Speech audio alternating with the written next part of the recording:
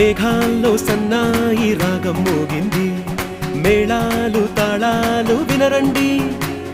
సిరికి శ్రీహరికి కళ్యాణం కానుంది, శ్రీరస్తు శుభమస్తు అనరండి. అచ్చ తెలుగింట్లో పెళ్లికి అర్థం చెప్పారంటూ, మెచ్చదగు ముచ్చట ఇది అని సాక్ష్యం చెబుతామంటూ, జనులంతా జై కొట్టేలా జరిపిస్తామండి.